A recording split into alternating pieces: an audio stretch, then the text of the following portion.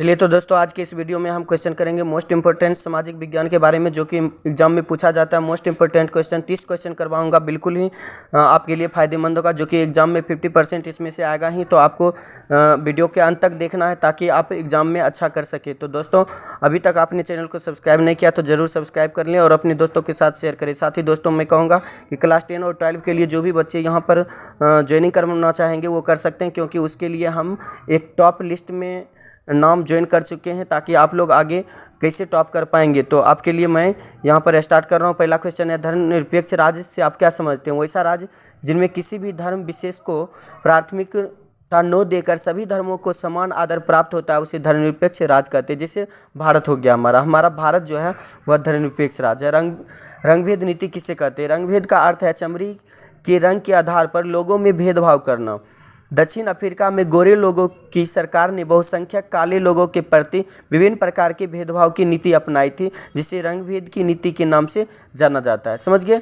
तो रंगभेद नीति किसे कहते हैं? रंगभेद का अर्थ है चमड़ी के रंग के आधार पर लोगों में भेदभाव करना। मुख्य रूप से याद रखेंगे कि चमड़ी के रंग के आधार पर लोगों में भेदभाव करना क्या कहलाता है? रंगभेद कहलाता है। ध्यान रखेंगे। बिहार में पंचायती राज व्यवस्था किस प्रकार की है? यहाँ 3 स्तर पर पंचायती राज व्यवस्था है: ग्राम पंचायत, पंचायत समिति एवं जिला परिषद। याद रखेंगे, ग्राम पंचायत, पंचायत समिति एवं जिला परिषद।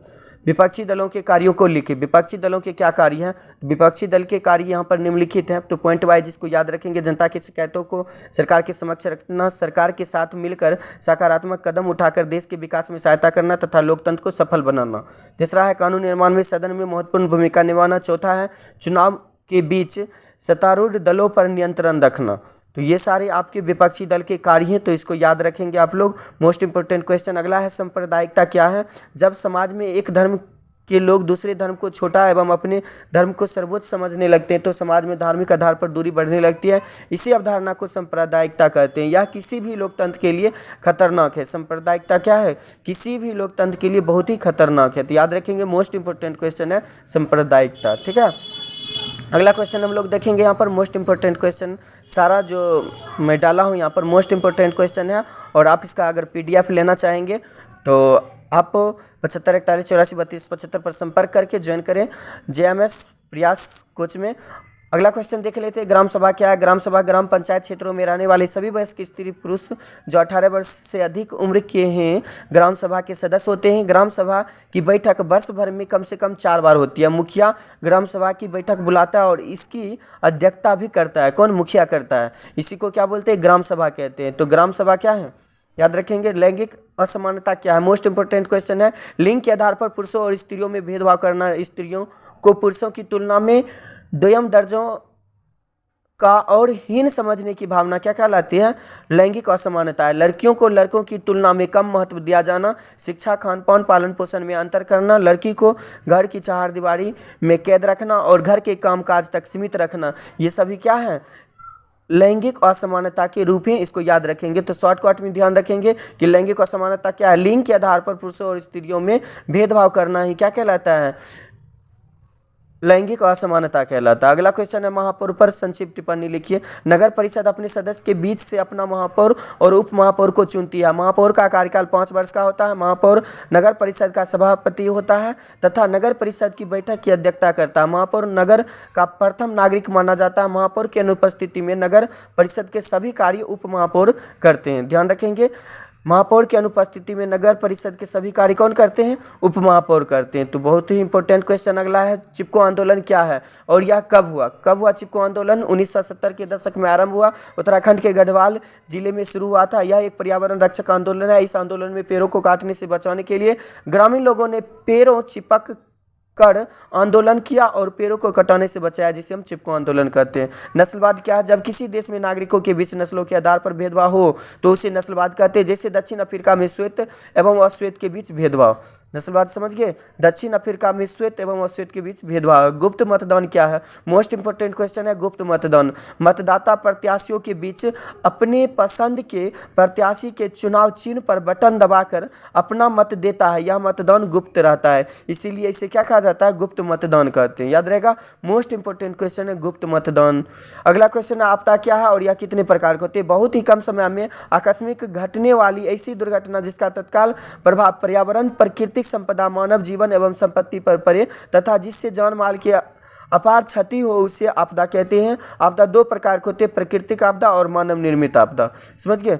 अगला क्वेश्चन है गृह युद्ध क्या है। गृह युद्ध क्या है? जब देश के भीतर ही देश के लोगों के बीच संघर्ष एवं हिंसा शुरू हो जाती है तो इसे गृह युद्ध कहा जाता है।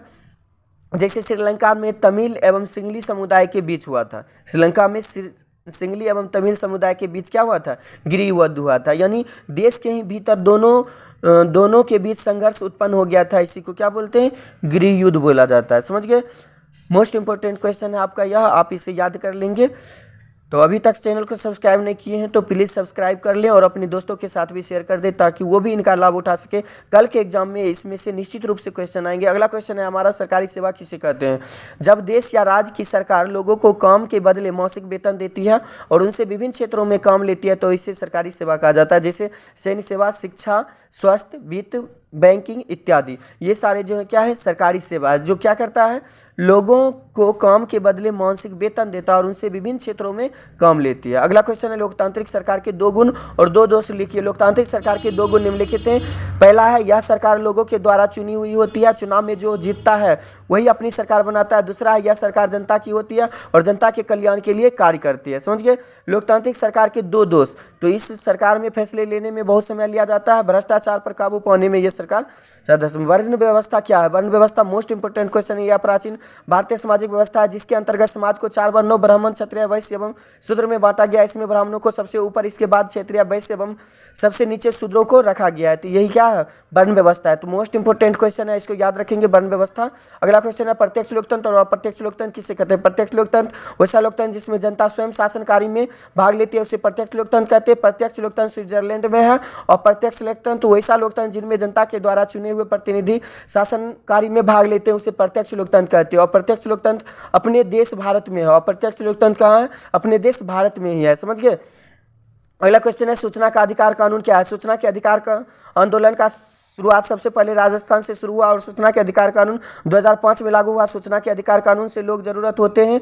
सूचना के अधिकार से सरकार में भ्रष्टाचार का अंकुश लगा रहता है। इसी कानून के पारित होने पर बहुत ही मोस्ट होता है। अगला क्वेश्चन मोस्ट इंपोर्टेंट है, सत्ता के विकेंद्रीकरण से क्या समझते हैं? आधुनिक युग में राज्य के कार्यों में अत्यधिक वृद्धि हो गई। राज्य का स्वरूप कल्याणकारी और समाजवादी हो गया। स्वाभाविक है कि एक स्थान पर सत्ता के विकेंद्रीकरण होने पर विकास का कार्य नहीं हो सकता और लोगों के जीवन को सुखमय नहीं बनाया जा सकता। इसी कारण सत्ता को कई स्तर पर बांट दिया गया। नगर निगम के मुख्य कार्य को लिखिए। नगर निगम के कार्य निम्नलिखित हैं। पहला है नगर निगम में नलिया, पेशाबखाना और शौचालय आदि का निर्माण करता है। कूड़ा करकट गंदगी की सफाई करता है। पीने के पानी का प्रबंध करता है। गलियों, पुलों एवं उद्यानों पर सफाई व निर्माण करता है। आग बुझाने का कार्य करता है। कल्याण केंद्रों, मृत केंद्र, शिशु केंद्र, वृद्धाश्रम केंद्र की ये सारे याद रखेंगे। वीडियो को रोक करके आप लिख पाएंगे चूंकि मैं तेजी से अभी करवाऊंगा। चूंकि अगले दिन आपका एग्जाम होगा तो जल्दी से आप इसको पढ़ते जाएं और जो क्वेश्चन याद है उसको आगे बढ़ाते जाएं और देखते जाएं। अगला क्वेश्चन, आप लोकतंत्र से क्या समझते हैं? इसको आप जल्दी से आप पढ़ लीजिए। अब्राहम लिंकन के अनुसार ये लोकतंत्र की परिभाषा दी गई थी, इसे याद रखेंगे। संघीय शासन की दो विशेषताएं यहाँ पर डाला हुआ हूँ। ये दोनों विशेषता को आपको याद रखना, मोस्ट इंपोर्टेंट आपका यहाँ पर है। दूसरा है व्यवस्था में दोहरी सरकारें होती है, केंद्रीय स्तर पर होता है। समझ गए। भूकंपीय तरंगों से क्या समझते हैं? भूकंप के दौरान उत्पन्न होने वाली विभिन्न प्रकार के कंपन को भूकंपीय तरंग कहते हैं। भूकंपीय तरंग का वेग अलग अलग होता है। भूकंपीय तरंग मुख्य रूप से 3 प्रकार का होता है, प्राकृतिक, द्वितीयक, तृतीयक। और शिक्षा लोकतंत्र के लिए अभिशाप है। शिक्षा का अभाव लोकतंत्र के लिए चुनौती है। अगर नागरिक अशिक्षित रहेंगे तो लोकतंत्र सफल नहीं हो सकता। शिक्षा उनके अंदर जागरूकता पैदा करता है, इसीलिए अशिक्षा लोकतंत्र के लिए क्या है? एक अभिशाप के जैसे कार्य करती है। तो ध्यान रखेंगे, अशिक्षा क्या लोकतंत्र के लिए एक अभिशाप है। अगर अशिक्षित व्यक्ति रहेंगे तो लोकतंत्र को बढ़ावा नहीं दे सकते हैं, फिर से राजतंत्र यहाँ पर पुनः स्थापित हो सकता है। तो इसीलिए ध्यान रखेंगे कि अशिक्षा नहीं होनी चाहिए, हर घर शिक्षित हो। समवर्ती सूची क्या है? तो इसीलिए दोस्तों हर घर शिक्षित हो, इसी के संदर्भ में हमने क्लास 10, 11, 12 के छात्रों को आवासीय व्यवस्था फ्री किया। वो भी 12 से 18 घंटों शिक्षक के संदर्भ में रह करके पूर्ण तैयारी करेंगे। उसके अलावा हमारी संस्था वे सभी नोट्स प्राप्त करेंगे जो उनके सफलता के लिए, उनके सपनों को पूरे करने के कगार पर होगी। तो दोस्तों अपने आसपास अपने दोस्तों को और अपने घरों में बताएं और कोशिश रखें कि क्लास 9, 10, 11, 12 के बच्चे यहाँ पर आकर के फ्री में आवासीय रह करके पूर्ण तैयारी करें और टॉपर के लिस्ट में अपने नाम को अंकन करवाए और अपने घर, अपने समाज, अपने देश का नाम रोशन करे। अगला क्वेश्चन 27 नंबर है, योजना आयोग पर एक टिप्पणी लिखे। योजना आयोग का गठन 15 मार्च 1950 ईस्वी को किया गया था। योजना आयोग के अध्यक्ष भारत के प्रधानमंत्री होते हैं। क्वेश्चन को आप लिख लेंगे। अगला क्वेश्चन देख लेते हैं, लोकतंत्र जनता की सरकार है। कैसे? लोकतंत्र में जनता स्वयं अपनी प्रतिनिधि का चुनाव करता है, तो इसलिए क्या है, ध्यान रखेंगे। रेशम मार्ग से क्या समझते हैं? यहाँ पर 29 क्वेश्चन देख रहे हैं आप लोग। जो भी क्वेश्चन आप नहीं देख पाएंगे तो वीडियो को रोक करके उसे देख लेंगे, पढ़ लेंगे, समझ लेंगे।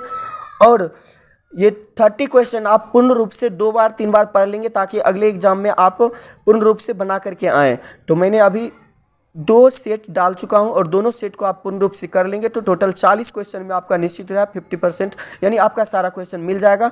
मेरा नंबर आप नोट कर लेंगे 75 41 84 32 75, और अपने दोस्तों के साथ भी इस नंबर को शेयर कर देंगे ताकि वो हमसे संपर्क कर क्लास ज्वाइन कर सके और अपनी सपना को पूरा कर सके। इसी के साथ जय हिंद, जय